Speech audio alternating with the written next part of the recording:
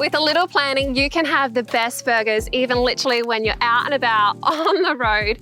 When I have burgers, they need to be juicy, tender, perfectly seasoned, and full of flavor. It is so simple to achieve the perfect burger, so I'll talk you through what cut of meat to use for your mince, assembling the burger patties, what ingredients to add in there, and then share with you some of our cooking tips as well. It's going to be super quick to get this ready, so I'm going to get the barbecue started. Let's just open the lid, turn it to high, and press the ignition button.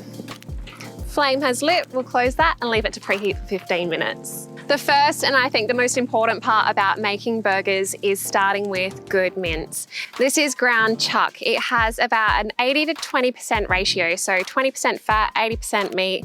It gives you beautiful flavor and moisture. I know lots of people use store-bought mince, which is completely fine, but you really don't have that control over the flavor of the burger patties. You don't know when it was ground, what cut of meat it's come from, so try and pre-order your mince from your butcher. When I'm out traveling and cooking, I like to try and get all my meat Cryovac. It saves on meat juices running everywhere, perfect to freeze it and then defrost in your cooler when you're on your travels. Try and get that ahead of time. The next ingredient that I add into our mince is chopped onion. This will add flavor, it'll add moisture. Just make sure it's nice and finely chopped. That can go in.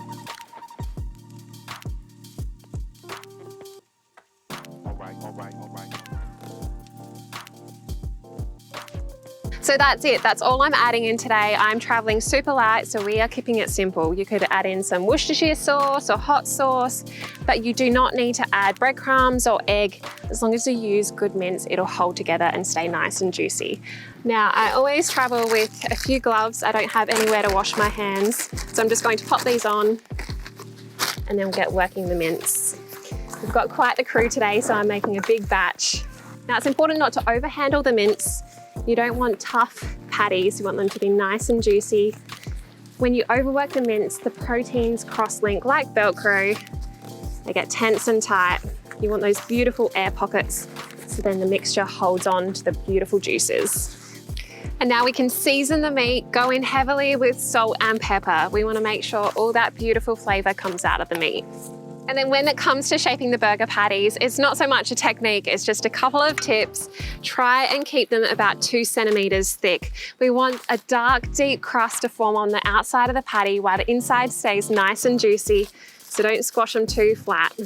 If you just use your thumb, put an indent into the center of the patty, and what this will do is stop the patty puffing up into a golf ball. So you don't need to squash the patty when it's cooking on the grill, especially if you're doing that part way through. You're going to be squeezing out all those juices down into the barbecue. You want the juice inside your burger, so give that a go. It works great. One done.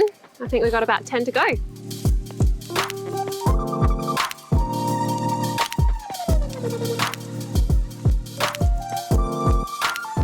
Have a look at these burger patties. They are ready to go on. We've got our barbecue preheated nice and hot. That's exactly what we want to get that beautiful crust. So these are going straight onto the cooking grill. Listen to that sizzle.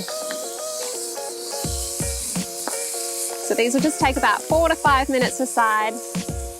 Now don't flip them until they are ready to flip. They will stick a little bit until they are ready. Once they release from the cooking grill, then you can flip them. We've got some veggies on the crew as well, so I just prepared some mushrooms for them. Just cut the caps out a little bit so they sit nice and flat. Little olive oil, salt and pepper, and they can go straight onto the grill. So we'll close that lid, keep all that wonderful flavour inside. They are going to be stunning. It's time to get flipping these burgers. Let's have a look. Ooh. We'll flip these mushrooms first. You can see that they've got those beautiful grill marks. We'll flip that over and then we'll get right in. Nice big handy spatula, straight in and under, flip that over. Look at that. That is what I'm talking about. That is flavour.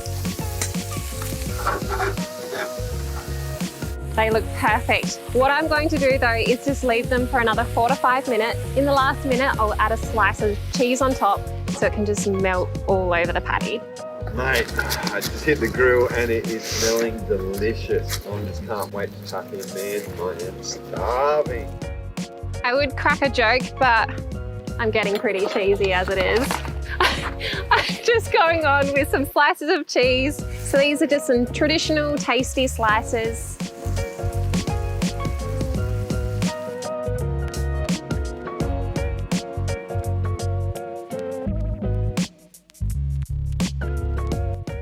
The cheese has melted, look at that. Looks divine. We'll go straight in there and start getting these off.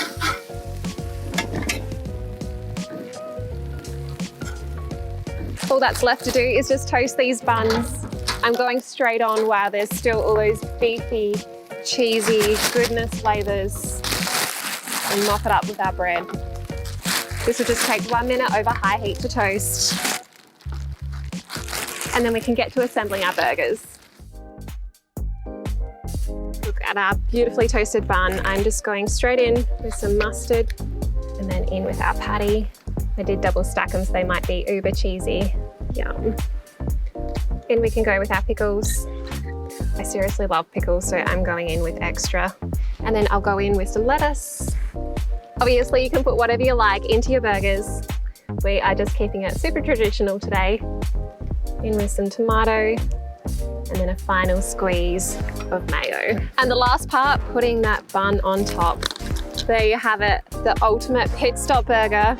I think everyone's gonna be keen for that pit stop instead of the end destination.